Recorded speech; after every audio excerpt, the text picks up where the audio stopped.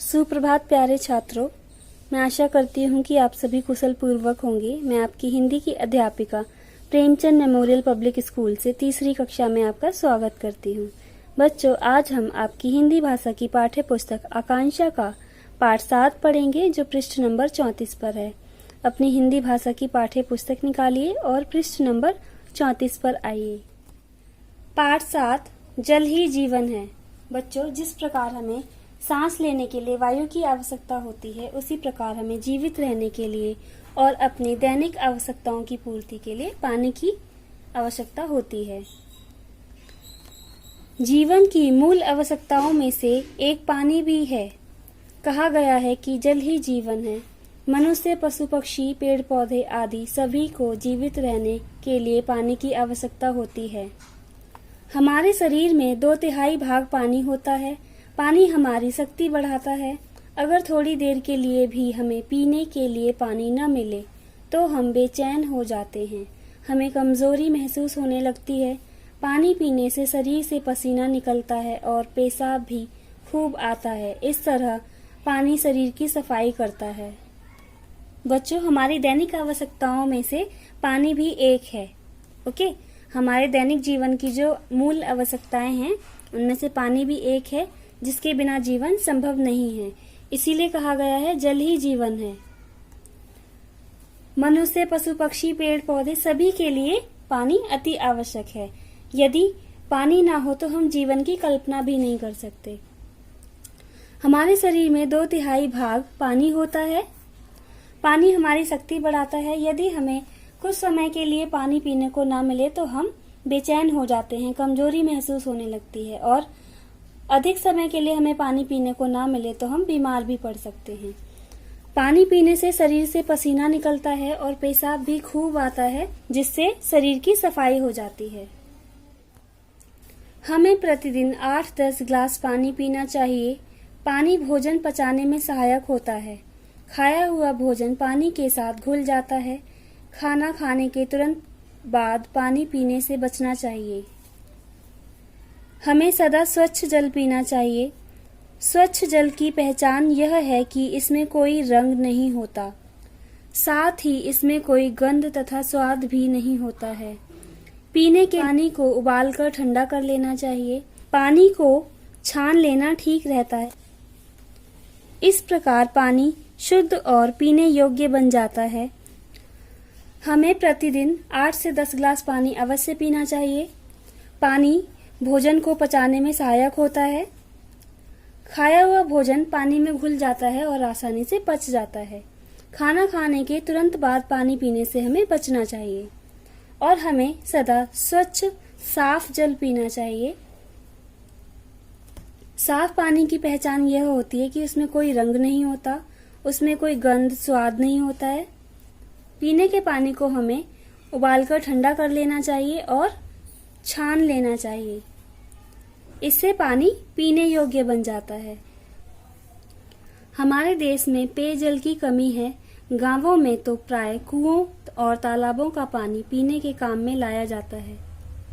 पेयजल का अर्थ होता है पीने योग्य पानी, जिसकी हमारे देश में बहुत कमी है। गांवों में तो अधिकतर कुओं और तालाबों का पानी पीने के काम में लाया जाता है, जो दूषित होता है। बच्चों, पृष्ठ नंबर 35 पर आइए। यह पानी अधिकतर दूषित होता है। इसे पीने से लोग बीमार हो जाते हैं। नगरों में नलों से आने वाला पानी शुद्ध और पीने योग्य होता है। कुओं व तालाबों का पानी प्राय दूषित होता है। इसे उबालकर और छानकर ही पीना चाहिए। कुओं और तालाबों का पानी दूषित होता है। इसे पीने से लोग बीमार हो जाते हैं। शहरों में नलों में आने वाला पानी शुद्ध होता है और पीने लायक होता है। कुओं व तालाबों का पानी प्राय दूषित होता है। इसे उबालकर और छानकर ही पीना चाहिए। पानी पीने के अलावा कपड़े धोने, नहाने, भोजन पकाने तथा सफाई करने आदि अनेक प्रकार के कामों में प्रयोग किया जाता है। बहुत से उद्योग धंधों को चलाने में भी इसकी आवश्यकता पड़ती है। बाग बगीचों और खेतों में भी पानी दिया जाता है। एक और महत्वपूर्ण बात यह है कि पानी से बिजली भी तैयार होती है। इसलिए हमें इसका किसी भी स्थिति में दुरुपयोग नहीं करना चाहिए। प्राय देखा जाता है कि लोग नल की टोंटी बंद करना भूल जाते हैं। इससे पानी व्यर्थ ही बहता रहता है। सार्वजनिक स्थानों में भी पानी पीने के बाद कुछ लोग टोंटी को खुला ही छोड़ देते हैं। यह उचित नहीं है। हमें पानी की हर बूंद की कीमत समझनी चाहिए, क्योंकि पानी के बिना जीवन संभव नहीं है। हमें पानी की आवश्यकता सिर्फ पीने के लिए नहीं होती, बल्कि कपड़े धोने, नहाने, भोजन पकाने, सफाई करने आदि अनेक प्रकार के कामों को करने के लिए भी होती है। पानी से बहुत से उद्योग धंधे भी चलते हैं और इसका प्रयोग बाग बगीचों, खेतों आदि में भी किया जाता है। और सबसे जरूरी बात यह है कि पानी का प्रयोग बिजली बनाने के लिए भी किया जाता है। इसलिए हमें किसी भी स्थिति में पानी का दुरुपयोग कभी नहीं करना चाहिए। प्राय देखा जाता है कि लोग नल की टोंटी बंद करना भूल जाते हैं या जानबूझकर छोड़ देते हैं। ऐसा करने से पानी व्यर्थ होता है। सार्वजनिक स्थानों में भी पानी पीने के बाद कुछ लोग टोंटी को खुला ही छोड़ देते हैं और पानी व्यर्थ ही बहता रहता है। हमें पानी की हर बूंद की कीमत समझनी चाहिए कि पानी अनमोल है, क्योंकि पानी के बिना जीवन संभव नहीं है। इसलिए हमें हर हाल में पानी को उचित तरीके से उपयोग करना चाहिए।